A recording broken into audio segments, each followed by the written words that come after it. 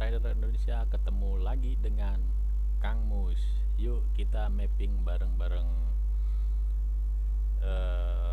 Sekarang ini kita coba otak-atik GU ya.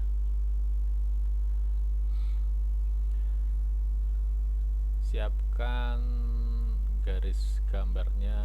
Saya biasanya pakai tool garis-garis ini. Bisa garis line, horizontal, atau rectangle. Tidak pernah lepas.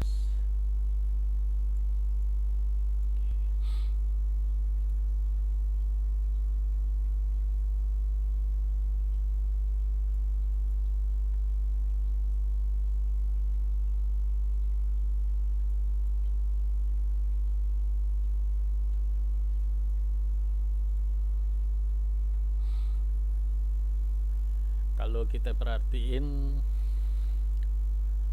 trennya emang turun ya. Ini kalau kita pakai model garis ya. Ini area sebelumnya yang di breakout,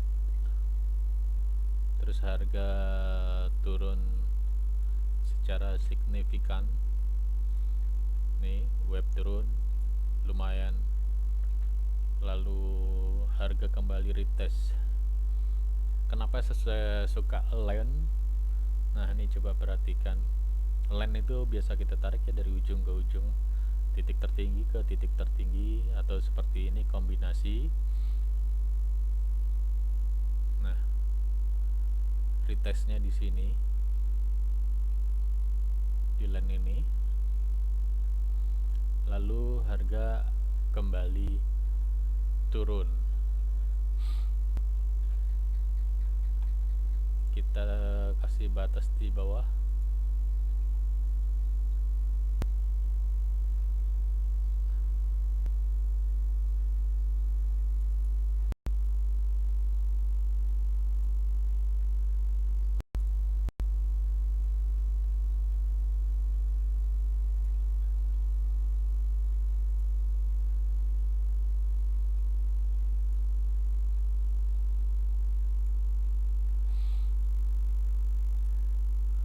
Lalu kita coba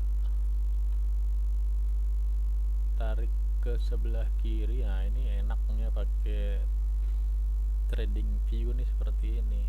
Jadi kita bisa melihat lebih luas ya, bisa digeser-geser, digedein dengan leluasa. Ini masih modal garis sama line aja ya.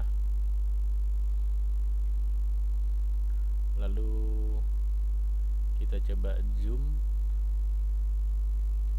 kita geser lagi untuk melihat support dan resisten di area-area terdekatnya. Oke, begini. Ini area support sebelumnya. Kalau kita lihat ini sudah di breakout. Lalu yang posisi di atas, nah ini yang atas juga sudah di breakout kalau ngambil resistennya ini. Nah setiap support atau resisten yang sudah di break, sangat mungkin biasanya harga akan kembali lagi ke area itu, bahkan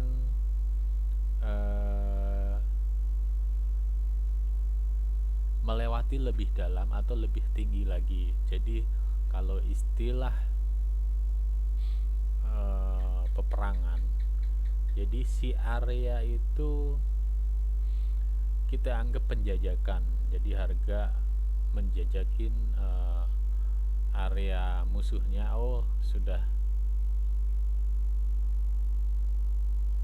sudah sudah bisa kita lewatin, nah biasanya harga itu akan kembali lagi. Nah seperti di atas ini harga sudah di break, harga kembali turun lalu balik lagi. Sekarang membentuk double top. Jadi sangat mungkin pergerakan kedepannya itu harga akan naik. Kita coba batasin dulu pakai line-nya.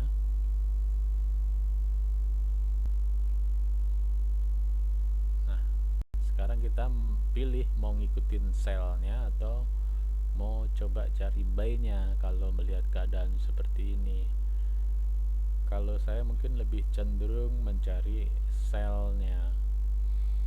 Jadi bisa kita sell di saat nanti harga kembali retest ke atas ke area ini, atau bisa kita kasih red angle di sini,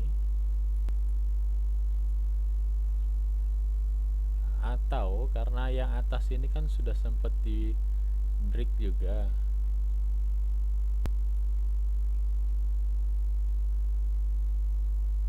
bisa juga ke atas.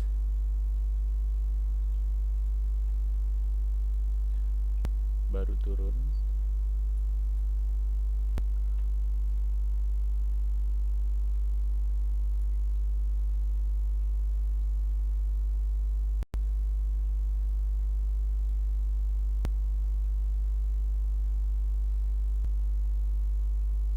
Atau turunnya di sini.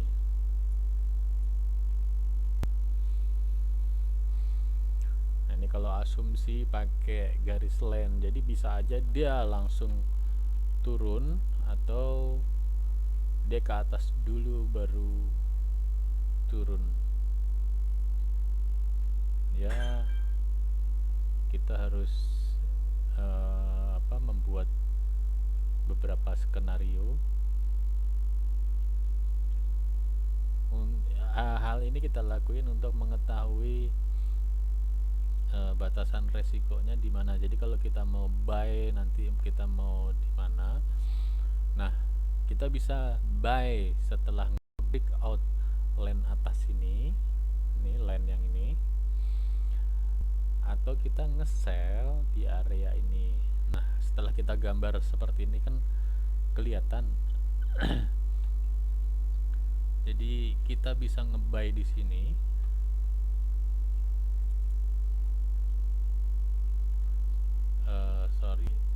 Bisa kita plan buy di sini.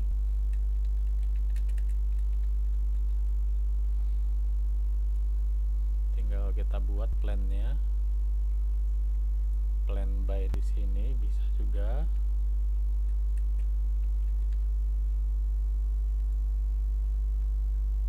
Atau kita ikut plan sell. Nah, plan sell di sini bisa.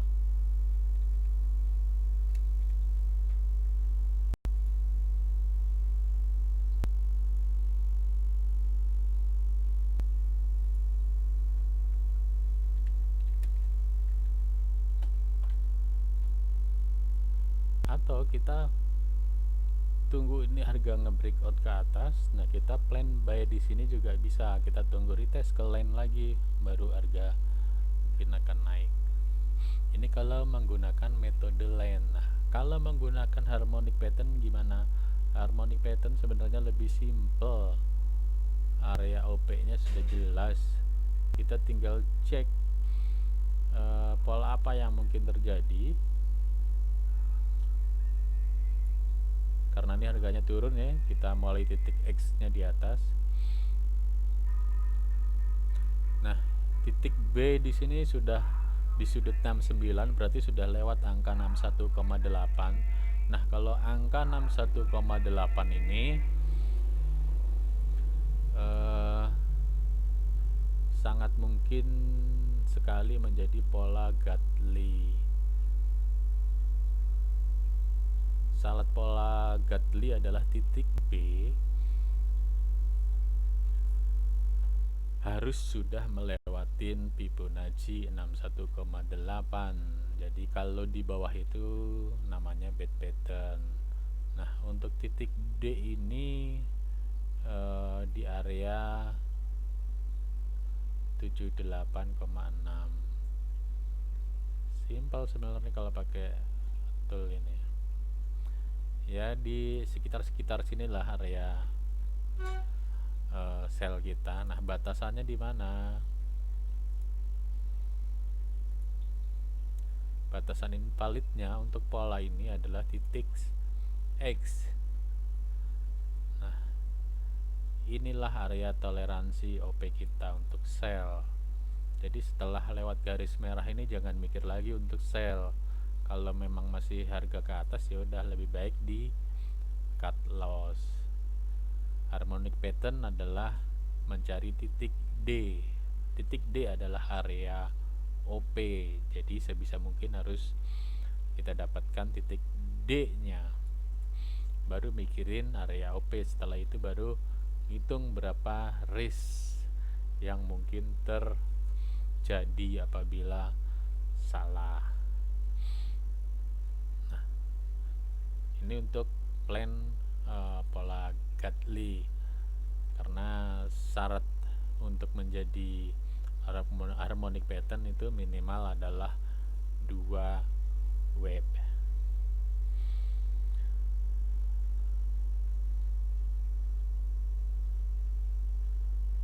Ini kalau jadi ke bawah di sini ini juga jadi pola lagi, masuk area OP pola.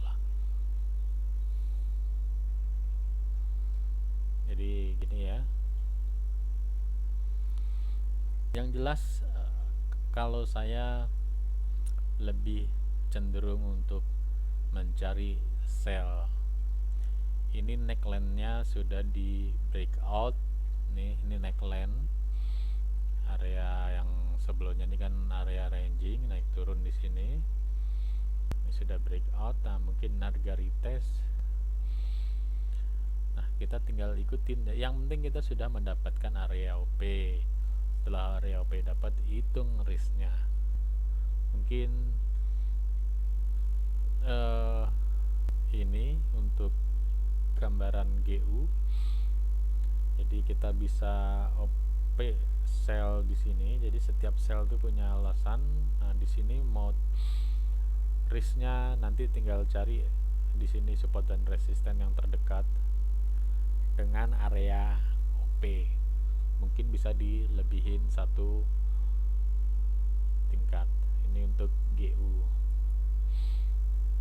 Untuk cut JPY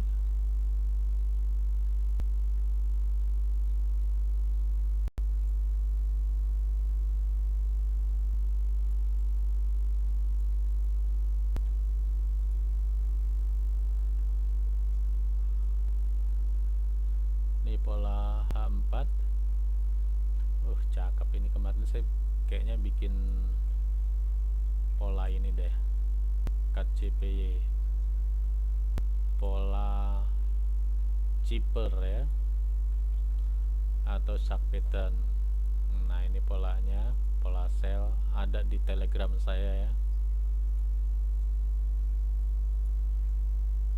Nah, seperti ini.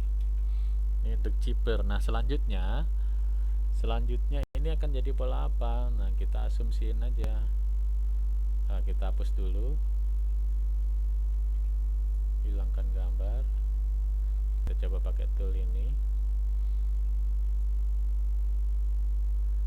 Sebenarnya yang pertama kali kita pikirin setelah kita mendapatkan 2 web itu bukan ini ya. Yang pertama kita asumsikan harus pola ABC sebenarnya. Ini web utamanya, ini seperti ini. Ini apabila harga masih terus naik. Nah, ini perkiraan titik D-nya di sini. Mulai dari 127. Ya, di sekitar sinilah ya. Titik D.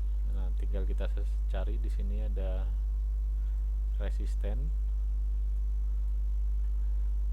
Nah, seperti kita ketahui, pola ABC ini adalah pola yang identik di mana web AB dan CD ini cenderung sama. Artinya sama di sini, sama, hampir sama panjangnya web AB-nya dan CD, baik panjang webnya atau waktu terbentuknya. Kalau waktu terbentuknya itu berarti dari sini ke sini ke C, sama dari C ke D. Nah, ini kemungkinannya, estimasinya di sini. Ini kalau menggunakan waktu.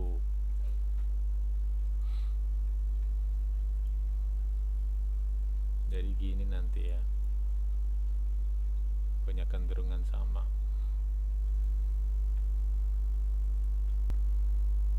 Ini asumsi kita pertama adalah pola ABC. Akan tetapi kalau pola ABC ini tidak terjadi, nah kita kasih batasan. Apabila harga ini tidak naik ke atas, yang sangat mungkin terjadi adalah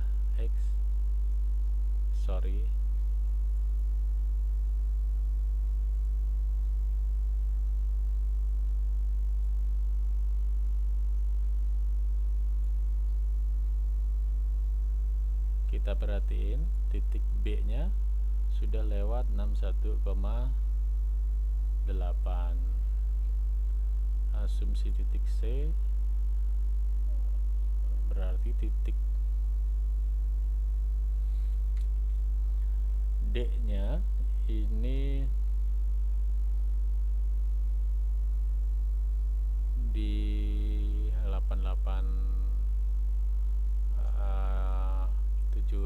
78,6 ya. Nah, di area ini kita sudah bisa OP. Batasan risknya kembali lagi di X.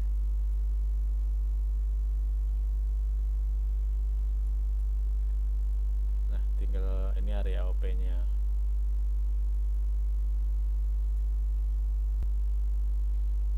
Ini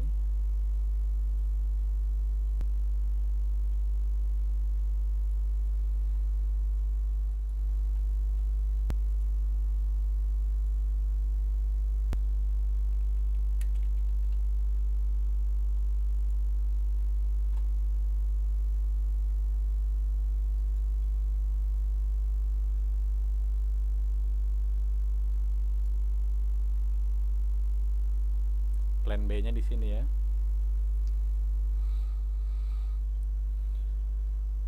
Oke, sementara cukup 2 pair ini dulu, nanti tak sambung lagi. Kita cari kolak dulu ya, buat tambahan buka puasa yang tadi kurang. Jangan lupa garis trendline-nya tetap dipasang sebagai acuan.